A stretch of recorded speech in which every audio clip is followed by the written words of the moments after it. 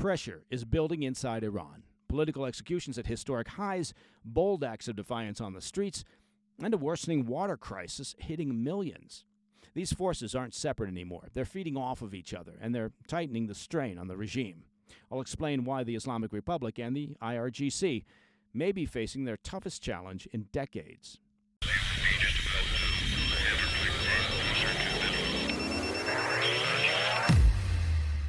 We'll start things off today in Iran, which is entering one of its most volatile periods in decades.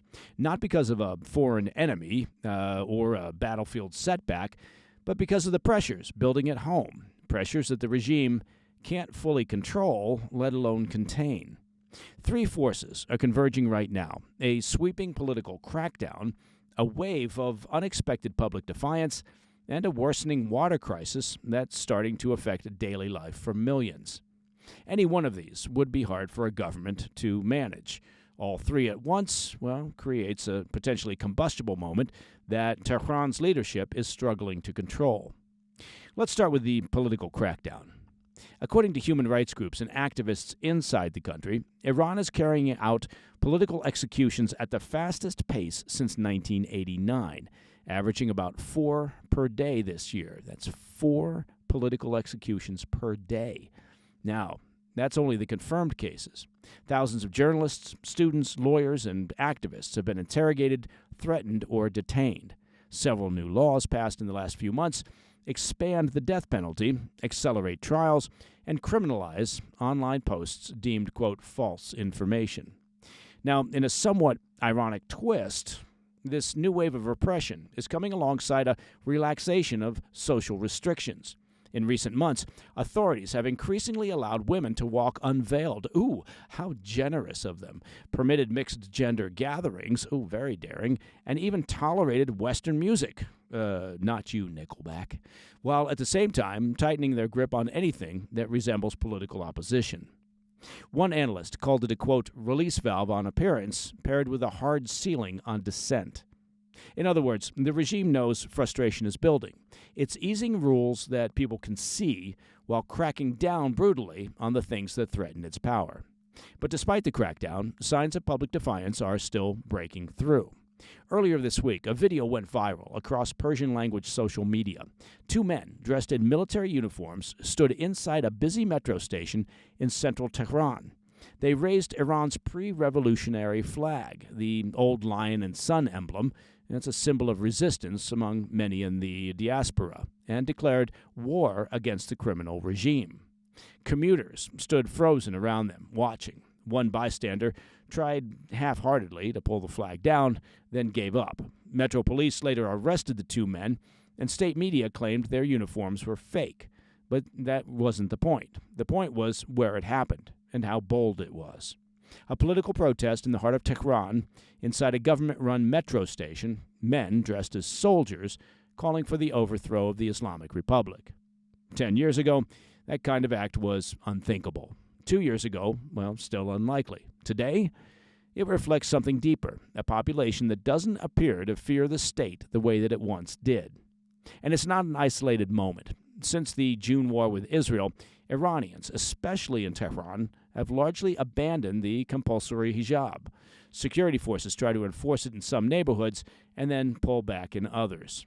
Videos of unveiled women dancing at street concerts circulate widely.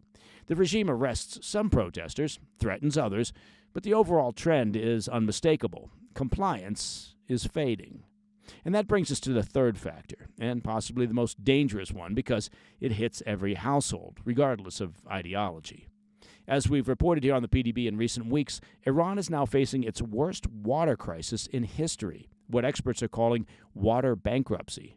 Decades of mismanagement and corruption, coupled with the worst drought in 60 years, have left major cities with reservoirs at critically low levels. Tehran, which is home to some 10 million people, has begun nightly water shutoffs. Officials are warning that parts of the capital may need to be evacuated if rains don't arrive soon. One of Iran's top water experts says the government is actually understating the danger, worried that honest messaging could spark panic. In Shahed, Iran's second-largest city, some reservoirs have fallen below 3% capacity. 19 major dams across the country have run completely dry. Now, this isn't a distant theoretical crisis. This is now affecting drinking water, household use, and the stability of infrastructure in a country where temperatures can hit extreme highs. Water shortages have already triggered protests in recent years, particularly in Khuzestan province. Those demonstrations were met with a harsh crackdown. Now, imagine that scenario repeating, but this time in Tehran, a city 20 times larger and already simmering with frustration. Each of these factors might be manageable, perhaps, on their own. A government can survive a political crackdown. It can survive pockets of public defiance. It can even survive a water shortage. But taken together, they show an Iran entering a combustible moment, because each one is intensifying the other. The crackdown fuels anger. That anger drives people to push back. That defiance now collides with a daily life emergency that affects every household. And that emergency, in turn, well, that pressures the regime to squeeze even harder. It's a feedback loop that the government can't easily break, and it's creating a level of internal volatility that Iran hasn't seen in years. Now, I'm not suggesting that Iran is on the edge of a revolution. I'm cynical, frankly, when it comes to the possibility of change from within in Iran, and we've seen internal flare-ups there before. The security apparatus is still strong, and the regime has survived plenty of turbulence in the past. But this time, the pressure isn't isolated. It's hitting the system from every angle at the same time, and that's a far more dangerous place for the leadership to be. As an aside, check out this weekend's episode of our PDB Situation Report. We'll be talking about this water crisis with Shahed Gobadi, a member of Iran's parliament in exile and spokesman for the National Council of Resistance of Iran. He'll give us a look at what's happening inside the country and what may come next. You can catch it tonight at 10 p.m. on the First TV, as well as over the weekend on our YouTube channel at President's Daily Brief, and, of course, on podcast platforms all over podcast land. All right, coming up next, Russia's seaborne oil runs into another bottleneck, and the U.S. moves to sanction companies, including a Ukrainian firm tied to Iran's Shahed drones. I'll be right back. Hey, Mike Baker here. Well, it is that time of year. That's right. It's the one time of year that Birch Gold Group gives away free gold with every qualifying purchase. For Black Friday, when you convert an existing IRA or a 401k into a tax-sheltered IRA in gold, Birch Gold will send you free gold just to your home for every $20,000 purchased. Look, gold started this year around $2,600 an ounce. And by October, it was over $4,000 an ounce. And you say to yourself, why? Well, in a nutshell, global uncertainty. Look, 2025 has been defined by trade wars and real wars and general unease. And central banks are pulling from the U.S. dollar as the global reserve currency. The truth is, gold thrives in times of uncertainty, like these. So if you're looking to diversify your savings, Birch Gold can help. Plus, now through November 30th, you can get free gold with a qualifying purchase. Just text PDB to 989-898 to claim your eligibility and for a free information kit on gold. There's no obligation. It's just very useful information. Your opportunity for free gold with purchase ends on November 30th. So don't wait. Text PDB to the number 989-898 for all the details. Welcome back to the PDB. Sanctions continue to impact Russia's energy exports. Tankers carrying close to a third of Russia's seaborne oil exports are idling with no buyers willing to touch them under new U.S. sanctions. Now, you may remember how this started. President Trump hit Rosneft and Lukoil with direct sanctions just last month, and the Treasury Department gave the world until the 21st of November to walk away from both the oil giants or risk U.S. compliance. And the impact was almost immediate. Tankers that once traveled straight to customers are now slowing, stalling, or circling as buyers quietly reassess whether any discount is worth the political bruises that come with sanctioned Russian crude. J.P. Morgan's analysts put a number to what we're seeing.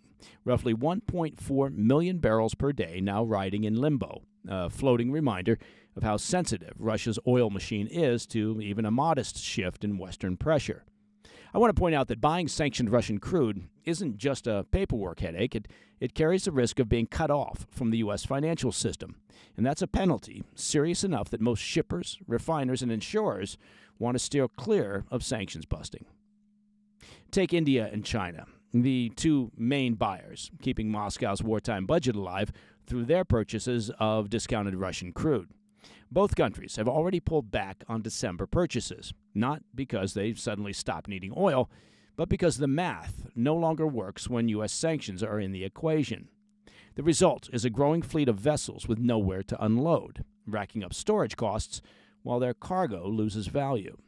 The financial hit is already showing up in the books. The International Energy Agency, the IEA, says Russia pulled in just $13 billion from crude and refined products in October. That's more than $2 billion less than a year ago.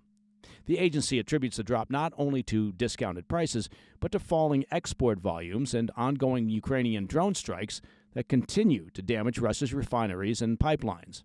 As a result, crude exports fell by another 110,000 barrels per day just last month. Still, the Kremlin is trying to improvise its way through. The IEA says 3 new shipping companies, all created since May, managed to move about 1 million barrels per day of Russian crude in October. They're the latest additions to Russia's, quote, shadow fleet. It's a patchwork of tankers that we've been tracking here on the PDB that the Kremlin uses in an attempt to dodge Western oversight. But even that fleet has limits. It can move barrels, that's for sure. What it can't do is conjure up buyers willing to risk taking on sanctioned crude. And that's their chief problem. Russia's oil is technically still flowing, but the path to buyers is narrowing. Slower deliveries, deeper discounts, fewer customers, and more tankers sitting offshore waiting for a port call that may not come. Okay, shifting gears. Washington is ratcheting up its pressure campaign on Tehran again, this time rolling out sanctions aimed at choking off the mullah's missile and drone programs. But tucked inside the new sanctions list is a surreal twist. Included on the list are Ukrainian firms allegedly supplying parts for Shahed drones that are then purchased by Russia and used to strike at Ukraine. Can't make that up.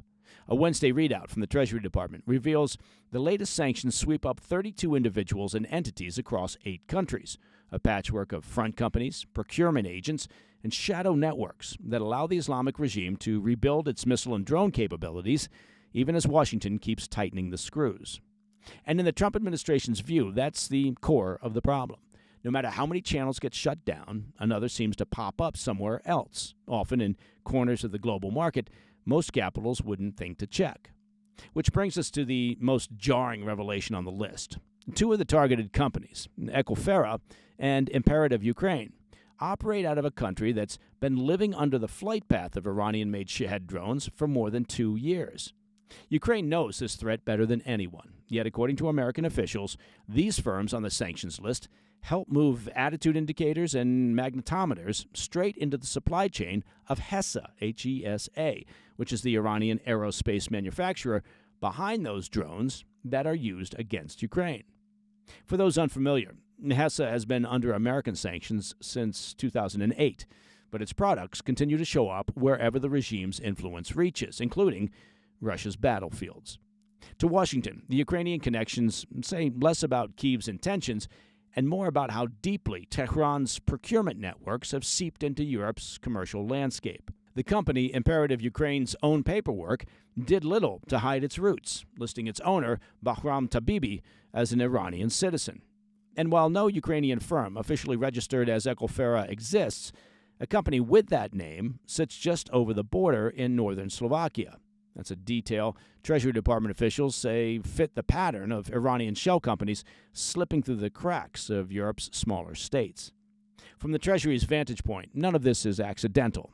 John Hurley, the Undersecretary of the Treasury, overseeing terrorism and financial intelligence, said, quote, "Across the globe, Iran exploits financial systems to launder funds, procure components for its nuclear and conventional weapons programs, and support its terrorist proxies," end quote. These networks, he warned, endanger American personnel in the Middle East and commercial shipping in the Red Sea, and that's before factoring in how they bolster Moscow's drone fleet. The new sanctions block all transactions between American citizens and the designated entities and open the door to secondary sanctions on foreign firms that continue to deal with them. In practical terms, it means anyone who continues doing business with these networks risks being walled off from the American financial system. Wednesday's move also marks the Treasury's second major non-proliferation sanctions since the U.S. pushed the reimposition of UN sanctions on the mullahs in September.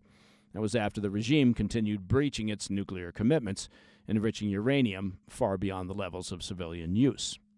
The goal now, the Trump administration says, is to stop Tehran from reconstituting the missile capabilities that were destroyed during the 12-day war, cutting off everything from electronics to missile propellant before they reach the mullahs' assembly lines.